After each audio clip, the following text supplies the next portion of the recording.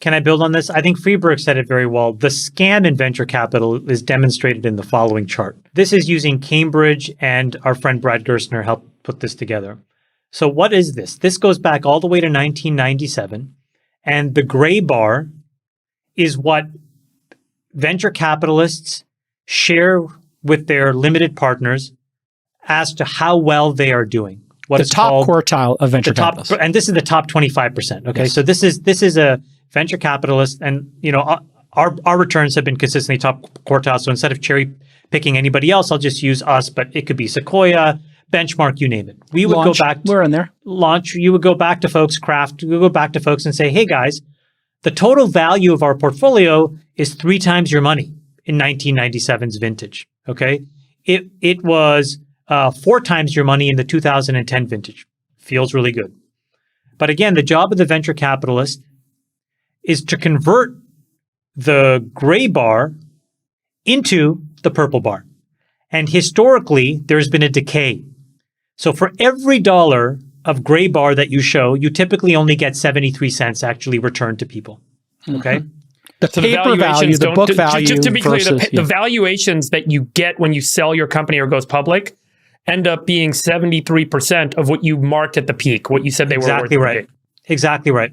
And the actual value of this purple bar, going back 30 years, is 1.7x. So just to put numerical numbers on this, if you were a venture capitalist, you would raise a $100 fund. At the peak, you would actually show that $100 became $200 and about $28. But when push came to shove and when it was all said and done, you would return $170 back to your investors. That's the rough equation. So what's the problem? Well, the problem, as you can see in this chart, is right around 2015, which is all of a sudden, what we've started to see are these continually elevated gray bars. Yes, this stuff is worth 7 times, 6 times, 5 times. But we have not seen the purple bars catch up. Now, some people will say, well, yeah, but you have to give it time. And, this is probably what other vintage look times. And all you need to do is do what's called a regression. And you need to regress these things to the mean and make the following assumption. Assume for a second that this time is not different. Assume that these historical averages, 2.2x, 1.7x holds. Well, that's what the black line here shows. You can calculate the area above the curve as the value at risk, right? The amount of money we will destroy because of all these shenanigans that Freeberg just talked about. Propping up marks, not willing to look at actual market clearing prices. Well, if you do the math, the sum of the area above this black line is almost $1 trillion around the world. And it is about $600 billion for US venture capitalists. This is the dynamic that the private equity industry is going to prey on. So if you saw Thoma Bravo just closed a $32 billion round, Vista's raising a $20 billion round, everybody's stepping into tech. They are going to destroy those gray bars. Would you describe that as bottom feeding? No. No, they are the rational actor Okay. who is finding the true market clearing price. Again, I will say this. I think the private equity industry is unbelievably precise and talented in being dispassionate and telling us what these things are worth. They're cutthroat. They're logical. No, it's not cutthroat. They're just smart. That opportunity for the private equity industry is going to be created by profligate founders. And look, you could blame VCs for the high marks last year as well. They were profligate too. But look, if you're a founder, if you don't start acting in a more capital efficient way and preserve your cash, your company is ultimately going to be owned by a private equity firm, and they're going to make all the money. Well, because when you sell to them at a low price, all you're going to end up doing is paying back the liquidation preference. And then that private equity firm that was willing to do, or less, but that private equity firm will be willing to do what you were not willing to do, which was simply cut your burn, cut your costs, and act in a more capital efficient way. And they will end up making all the upside for your decade of hard work because you got basically addicted to venture capital and the high valuations and refused to, again, adjust to the regime change that we're describing. I'll give you an alternative. the alternative is that the majority of acquisitions made by private equity firms are not actually pure acquisitions. They're bolt-on acquisitions, meaning that these are companies that are added to existing platforms that they own.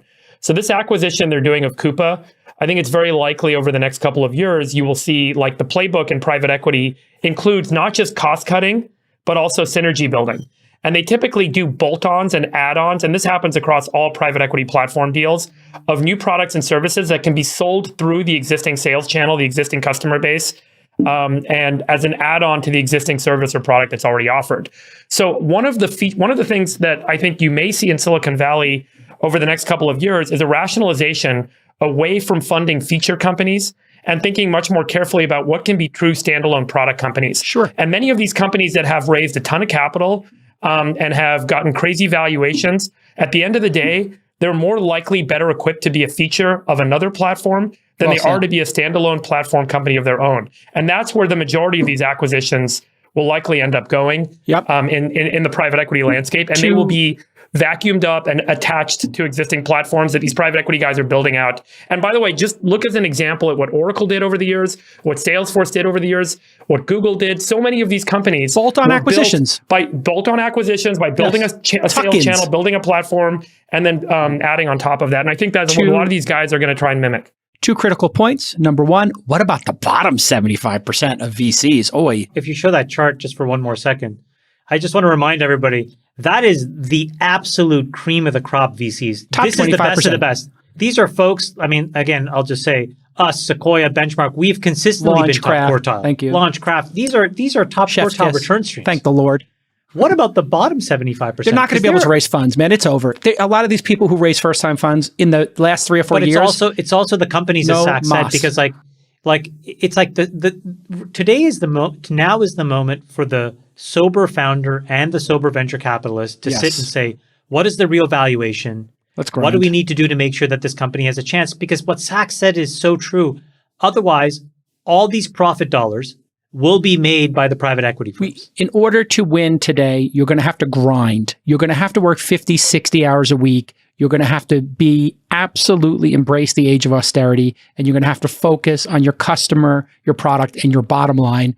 The age of excess is over. If you're not working 50, 60, 70 hours a week, you're not going to cut it in Silicon Valley. Also, key second point, profligate.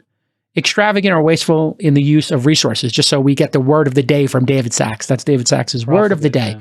After a very powerful bull weevil. That went crazy. Did you see the Chamath? Bull weevil went... bull weevil. Went viral. This is, I think, Elon's biggest non-obvious impact in this moment. JCal, here's your one answer to your question about what happens to the bottom 75% of venture firms. It's equivalent to what happens with the, this is the bottom of the top, the slide that I just shared. It's the one we looked at a few weeks ago.